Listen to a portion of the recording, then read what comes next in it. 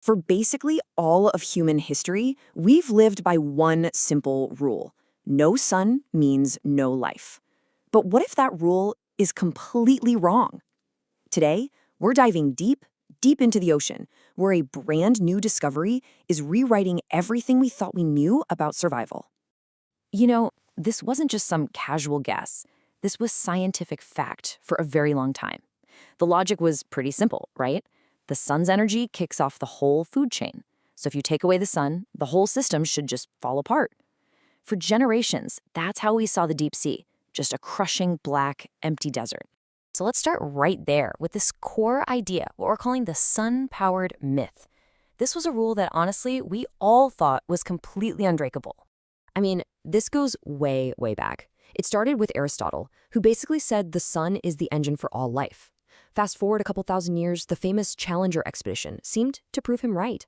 They dredged the bottom of the ocean, found very little, and called it a wasteland. Even when we found those incredible hydrothermal vents back in '77, we treated them like a weird exception. You know, a tiny little oasis in an otherwise dead world.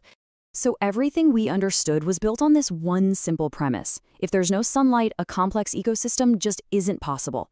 But then, we found something that didn't just bend the rule, it broke it completely.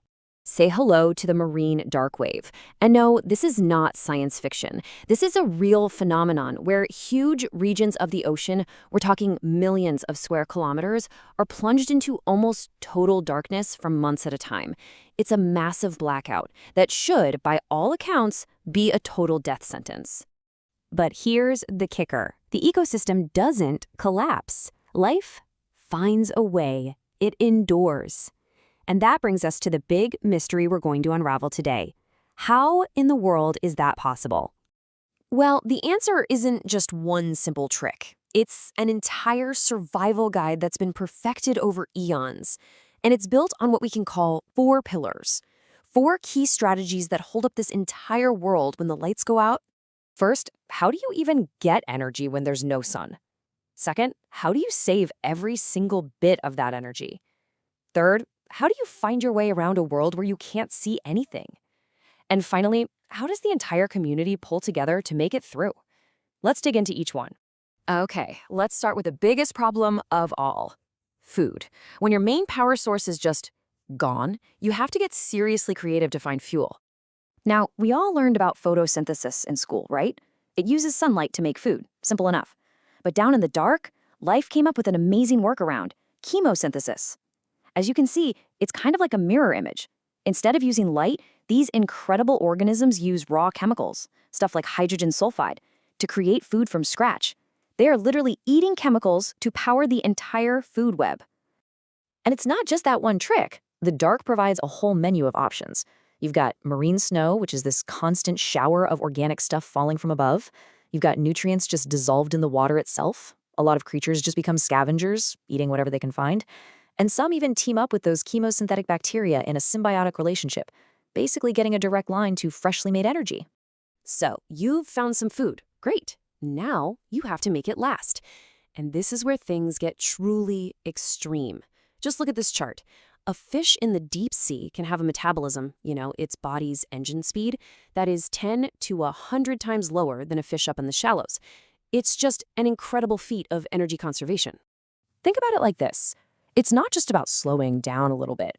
It's like putting your entire body into the most extreme power-saving mode imaginable. We're talking a slower heartbeat, slower breathing. Absolutely everything slows down to stretch out those calories for as long as humanly or fishly possible. But okay, how do you find food, or dodge a predator, or even find a mate when you can't see a thing? Well, life had to completely reinvent its senses. And when I say you can't see, I really mean it. During one of these marine dark waves, the amount of light that makes it down there is less than 1,000th of 1% of what you see at the surface. It is, for all intents and purposes, total and absolute darkness. So, vision? Pretty much useless.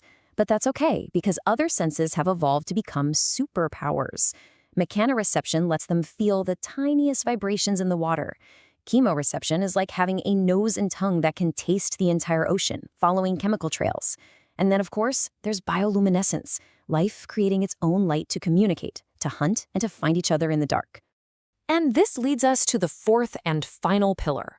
Because these creatures aren't just a bunch of individuals trying to survive on their own, the whole ecosystem adapts together. When one food source disappears, others rise up to take its place. The entire community structures itself, becoming this single, resilient unit, working together until the light comes back. So why does all this matter? I mean, it's cool, but why should we care how some weird fish survive in the dark? Well, because this discovery goes way beyond just the ocean. It has huge implications for our world and maybe for worlds beyond our own. Here's the most important takeaway. What we have here is a completely new blueprint for life.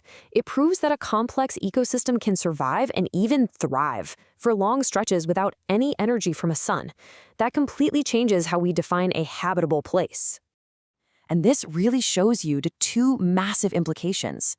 Here on Earth, as climate change might make these darkwave events more common, understanding this resilience is critical for protecting our own oceans. But beyond Earth, this gives us a whole new model for finding life. It suggests that life could be hiding in the dark, liquid oceans we think exist on icy moons like Europa and Enceladus. In the end, we just have to stop thinking about the deep ocean as this fringe, barren wasteland. As this quote from the research puts it so well, it's a dynamic, powerful, and incredibly resilient system that has figured out how to survive in conditions we used to think were completely impossible. Which leaves us with one final, kind of awe-inspiring question. We've spent so long looking for life out there by searching for planets like ours with sunlight.